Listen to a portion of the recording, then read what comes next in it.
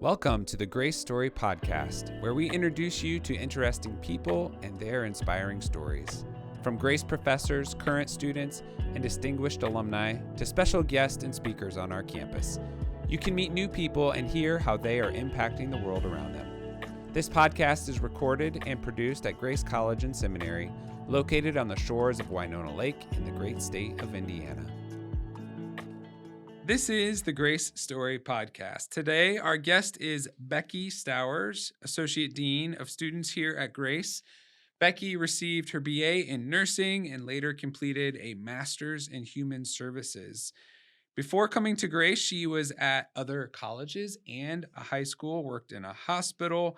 She loves being outside, reading, spending time with her 3 nephews and 2 nieces. Welcome to the podcast, Becky. Thanks, Drew. We've known each other for quite a long time. We have. So one of the questions, and I think it works great with your job, but I'm interested just to hear your career path, is you have a nursing degree. Mm-hmm. So what sort of caused you to pursue nursing? Yeah. And then what caused you to sort of take a career shift more into what you've been in more of, which is student affairs, discipleship? Yep. So in high school, I just loved science. And so I really wanted to go in the medical field. And I loved people too. So it kind of made sense to kind of go medical. So decided to do nursing and I loved the medical field. So it was great. But I was an RA for 3 years. And I just loved res life. And so when I graduated from college, I went full time working at a hospital in Dayton, Ohio, and I was working on a hematology oncology unit, so blood disorder and cancer.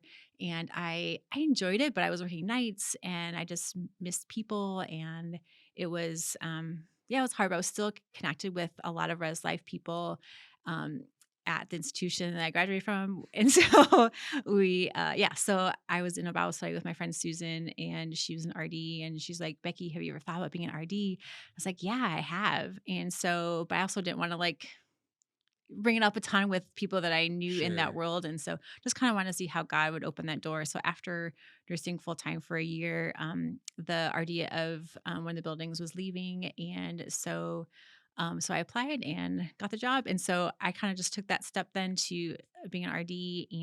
But I was still one thing where I was an RD, we could work like 20 hours a week and outside of our job. And so I also just kept nursing too. Oh, So I was wow. working like once a week at the hospital, still doing night shift. I was going to say, But moving from nursing and having night shift to an RD, which is also a sometimes night night job, shift. right? Yeah. So if honestly it wasn't that, I mean, I was still exhausted come morning, especially when I would have sometimes like 9 or 10 o'clock meetings.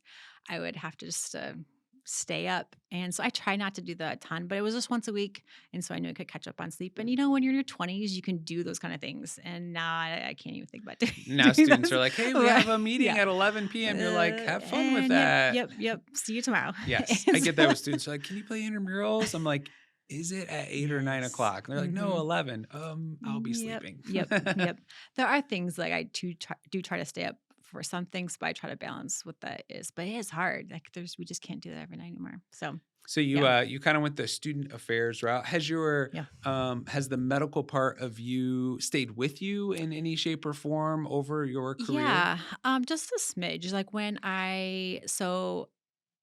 one of my roles, moved to Palm Beach. I worked at Palm Beach Atlantic University, and so I was the director of health and wellness there. So kind of like over counseling in the clinic. So I had still like a res life, student affairs hat on because I was in that department, but I was Right. more of the counseling medical side. So, but I was doing a lot of programming though, so it wasn't as much like in the weeds of like nursing. Um, and then when I was at Heritage Christian in Indy, working at a high school, I was occasionally I was like stepped in as like the nurse on like senior trips and things like that. So Sure. so I still could do things like that and I keep up with my license, but I don't necessarily use it a ton. So I'm okay with that. Yeah. You said, you found student affairs. It was what you felt called to. What is Hmm. it about student affairs Yeah. that you know, I mean, because it's not always an easy Right. job. It's rewarding, but not easy. Yeah. What is it about it that you love? Yeah. I love the just the relationship with students. I think that's just the fun. And there's so much that I know my college memories, the dorm life was the best. And some of my closest friends today are my friends from that I lived with all 4 years. And so just knowing there's so much value and so much that's yeah, there's so much that happens in those 4 years or 3 years and in the dorm especially. And so just love the programming piece of res life, but also just the relational piece. And and I think even too with I mean there's a lot of hard good, but there's the hard too of even like conduct is hard, but there's so much redemptive side of conduct, whether that's students learning sometimes unfortunately the hard way, but just kind of being able to come alongside them and mentor and help shape them and help them learn from those things. Um and sometimes it might mean, you know, we'll see you in, another semester or it could just be just coming alongside them Yeah. and just helping them in that journey. So yeah. So the two primary areas that you oversee would be housing and then Mhm. conduct. Mhm. And so let's just in the housing realm, what does the structure look like at Grace College? How does how Yeah. does that work? Yeah. So, I mean, we have traditional dorms where you have your bathroom, your community bathrooms with rooms, and then there's obviously rooms that have suites, and so there's like 2 rooms to a bathroom, and so there's REs obviously spread throughout there, and then we have apartment style too. So then there's yeah, so there's various different kinds, and then we have RDs obviously over those buildings as well. So we have RAs and RDs, and we have growth group leaders as well, and so those are the growth group leaders are just, yeah, students that pour into more of the spiritual theme within the hall. So they're excited. Just it's been great to study Colossians this year with the halls. You came to Grace a year and a half ish Yep. ago. And you mentioned some of the things that you like to do. So, what has been something you've enjoyed, or maybe hobbies or places that you've enjoyed? Could be in the community, could be campus, whatever Yeah. it is. Yeah. Since you've come to Grace, that have been fun for you. Yeah. Great question. I enjoy the trails. Those are fun. I drive the Grace boat, which you do as well. So that's been a Ah, fun it's a fun way to connect with students, but also just get in the water. I love water stuff. that's right. So We that's used to been ski together like way back in that's the right. day. Yes. Yes. Shout That's out to Rod yes. Johnson, who probably Woohoo. doesn't watch this, but that's okay. Who That'd be would great. take us out on his boat? It Yes. was so great. Yeah. So being on the water is being from like growing up in Michigan. Like I love water stuff. So yeah. So kayaking, things like that. It's all great If you love things. water stuff, Winona Lake's a good place to Yeah, be. definitely. Do you ski at all anymore?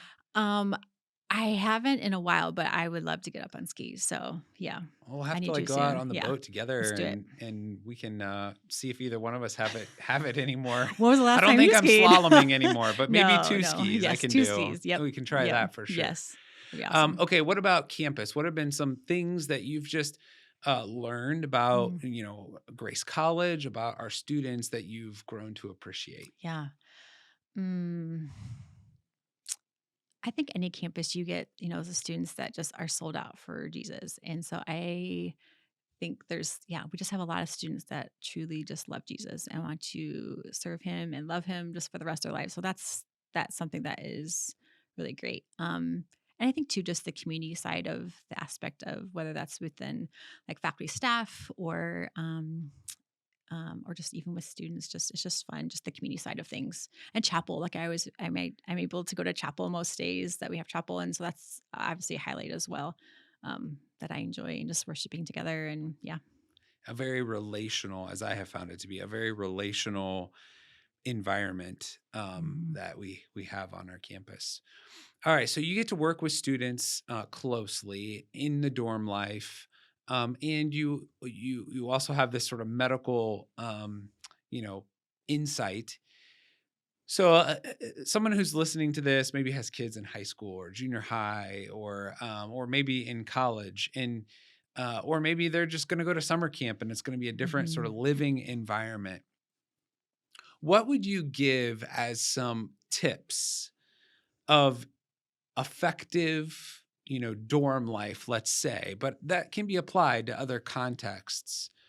um, that's good for someone living in a shared context. What are some Mm, like principles yeah. as you oversee housing and work with students all the Mhm. time, and sometimes it's difficult situations, sometimes it's Mm. amazing. Just again, you Mhm. said friends for forever because they Mhm. just are hanging out in the dorm life. What are some principles that you would give for someone living in that kind of context? Yeah, I think communication is huge because we have all of our roommates sign like a roommate agreement, things that they decide and kind of agree upon. Kind of the start of the year, they go through that, and then sometimes they have to revisit those things if there's things that like there's roommate conflict, and sometimes they have to rewrite things. But I think a lot of times it's no one loves conflict and no one loves to address conflict and they would rather just brush it aside. But like when there's conflict, you need to address it. You need to talk about it. And if it's going to serve them the rest of their life, if they learn how to have those hard conversations. And I think that's the biggest thing is just those takeaways of just like learning how to have those hard conversations and don't be. And if you need a mediator, know that that's part of res life. That's part of our job is stepping into those with students. So they're not in those things alone. And because I think a lot of times you can feel isolated, like this is just me or, um, yeah, or just feeling feel very isolated in it and just really frustrated because it gets big when it's where they live and it's a big part of their frustration with life and college and all those things. And so I think the biggest thing is communicate and you can't run from those things. You need to and you could who knows you could end up being best friends if you actually had conversations and don't And do you see avoid. that sometimes where it's Yeah. like there's conflict, but Yep. like we learn to Mhm. communicate and effectively work it out, Yes. and it Yep. changes the dynamic of For the sure. relationship? Yep. For sure. And yeah, what a great life principle For for sure. Yep. sharing an office Mhm. or Yep. sharing Marriage, whatever you anything. Yeah. marriage, Yep. Mhm. friendship, Yep. church. I mean, all of Mhm. it, right, Yep. involves relationships, and Mhm. you put any two people in the same room, Mhm. and there's going to be conflict of some Right. sort, Yep. and how they work that out is in a biblical way is going to be Right. Yep. a great example of what we Yep. should do and how Yep. we should live. Exactly. What about sort of on the personal health side of things for students? Yeah. Obviously, sleep is very important, and obviously eating well. And I think exercising. I think there's even I'd say my closest friends from college are people that I exercise with. So just being so that you can kind of combine, just the relationships and community even with working out. And so, but I think, yeah, just basic health, exercise, sleep, just kind of what we all, even as adults, are struggling with sometimes of finding time, but making time for those things are important. So it's really always both of those come back to Yep. relationships. And so, speaking of relationships in the dorms, when you think of some traditions or activities that happen in the context of dorm life, what Mm, are some of those that happen on our campus where there's programmatic aspects yeah. of what you do that bring students together relationally? Yep. So beginning of the year, we always have block parties. So just activities for brings all the dorms outside and just all the dorms have like specific time where they just play cornhole, play I don't know, all sorts of games, which is fun. And then, but I mean, actually, when we right now, these past couple of weeks, we've had, I think, a good chunk of our buildings have had different worship nights, which is great. But or just celebrating Thanksgiving, or breakfast in the dorm, or pancakes, donuts, all sorts of. A lot of it revolves around food, so that's how it Tis draws. college life, Yeah, it's just yes. how it draws people. So, there's just a lot of different fun programming thing and every RD does things differently and every obviously what my the traditional dorms do is different from what the apartments do. It's different to draw students who live in apartments than is in a traditional dorm. So so they have to kind of navigate that depending upon the building and the type of students.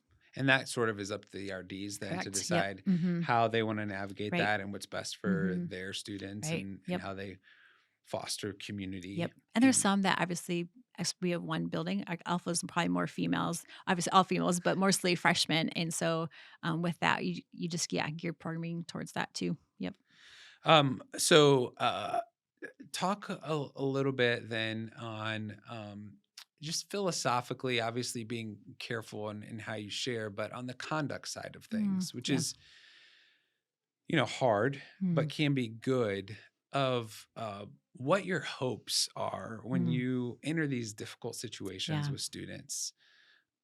What is sort of the undergirding principles Mm, for how you and how we handle conduct on our Yeah. campus.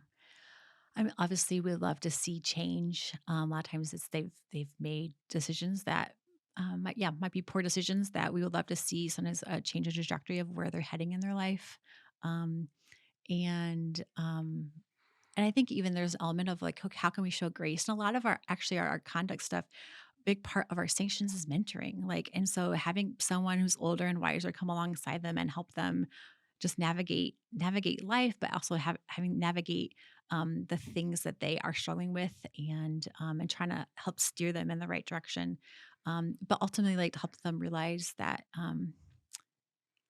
yeah, how this is affects them maybe for the future. And so just helping them see ultimately what we want them to see them make wise choices and to glorify God, and why it's important to make wise choices. Yeah. And we want to see them grow, and some of them may not know Jesus. And so even just pointing them to Christ. So in some ways, even just showing them kindness of, like, there's aspects of our conduct stuff that's not always we try to be kind in those things. And like, requiring someone to have mentoring is actually a good thing. We all need people to pour into us. And so there's an aspect of conduct that's, it's not for as much their punishment as of, like, we just want to help develop you. And so sometimes it's we go through a book with them, um or we connect them with someone specific who may have been on that similar journey, or ultimately want them to grow from that, and just make wise choices, and also just to point them to Christ. Yeah.